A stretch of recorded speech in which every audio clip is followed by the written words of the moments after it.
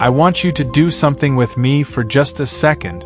Close your eyes. Well, don't actually close them, you're watching a video, but just imagine this. It's 10 years from now. You're a decade older, and you're sitting somewhere thinking about your life. Not in a dramatic way, just quietly. The way you do when the noise dies down and it's just you and your thoughts. And in that moment, you're not thinking about what you bought last week.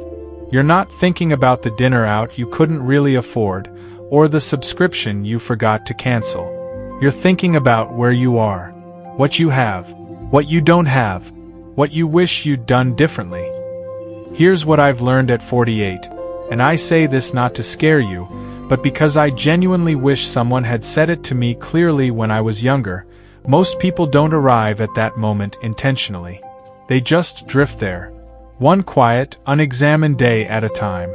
And the uncomfortable truth is this: the life you're going to be living 10 years from now, it's not being decided by some big dramatic choice you haven't made yet.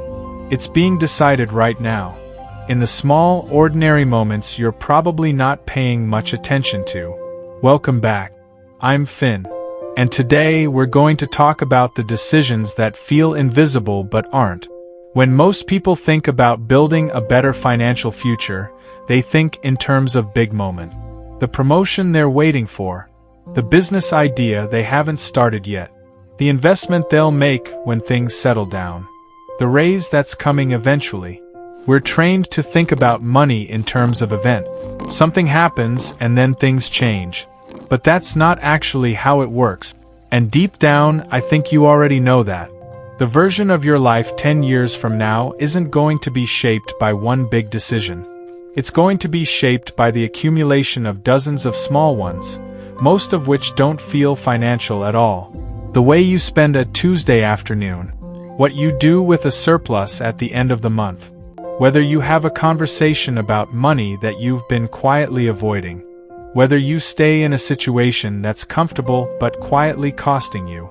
The problem is that none of those things feel urgent, and our brains are extraordinarily good at deprioritizing things that don't feel urgent. There's actually a name for this in behavioral economics. It's called present bias. The tendency to overvalue what's happening right now and undervalue what's coming later, even when later is inevitable. We're not wired to feel the weight of 10 years from now.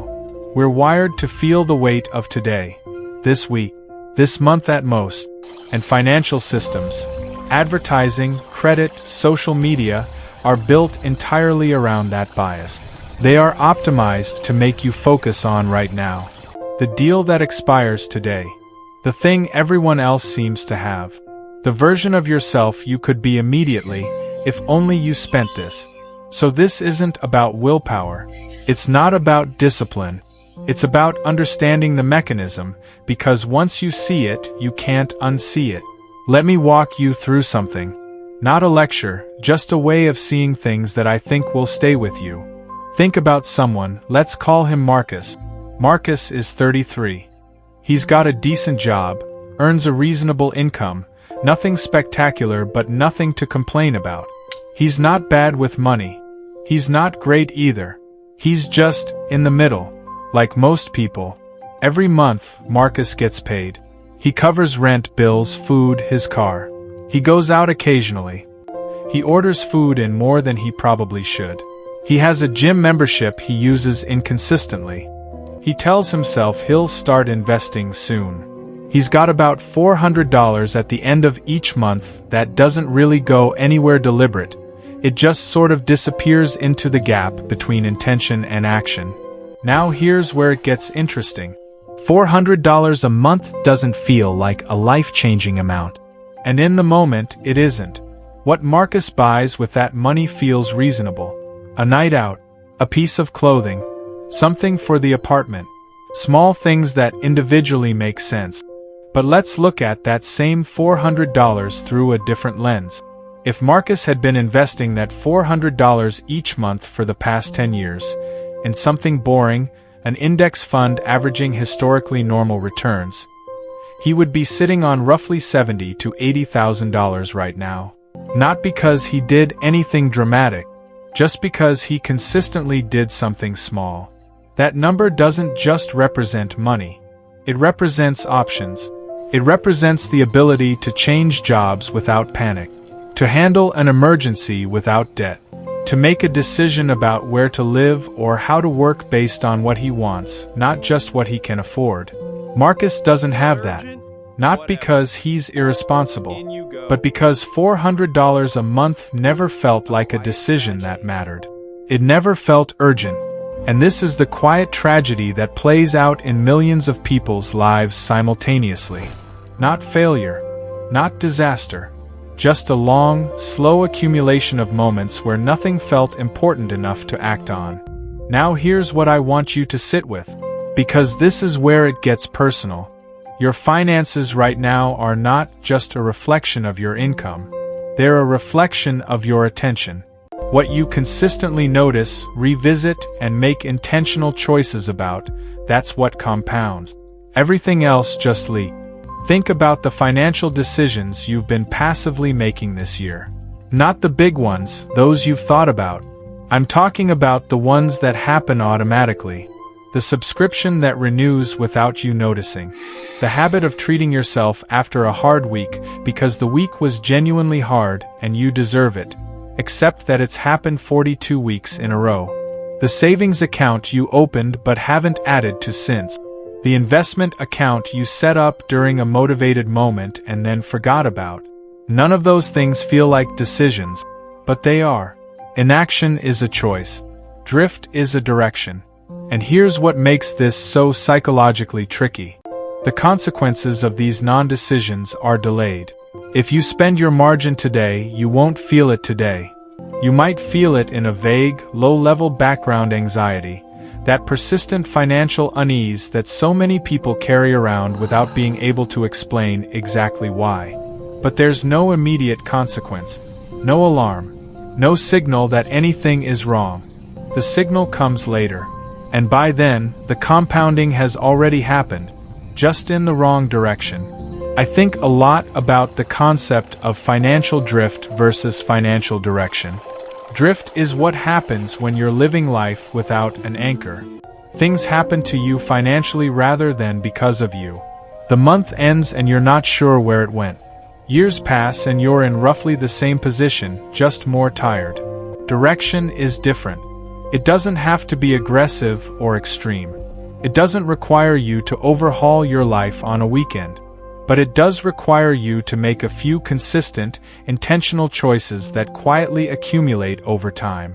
The people who look back on their 40s and feel a sense of financial calm, they're usually not the ones who made a brilliant investment or earned a massive salary.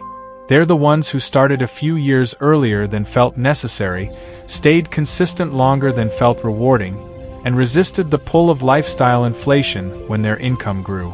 That last one is worth pausing on. Lifestyle inflation is one of the most human things in the world. You earn more, you spend more. It feels like progress. The apartment gets nicer, the car gets newer, the holidays get longer. And none of it is wrong in isolation. But if your spending grows at the same rate as your income every single time, you never actually build the gap between what you earn and what you keep. And that gap, that margin, is where financial security lives. It's also where options live. Options are what 10 years of intentional behavior buys you. Not a number in an account, though that matters too. Options. The ability to say no to something that's wrong for you. The ability to say yes to something that costs more than you currently have. The freedom to make decisions from a position of stability rather than pressure. Here's the shift I want to offer you. Stop thinking about money as a reward system and start thinking about it as a time machine. Every intentional financial choice you make today is actually a message you're sending to a future version of yourself. A version who is going to wake up one day with either more options or fewer. More freedom or more constraint. More calm or more pressure. That future version of you can't send a message back. They can't warn you. They can't tell you which Tuesday afternoon turned out to matter. All they can do is live with what you built, or didn't.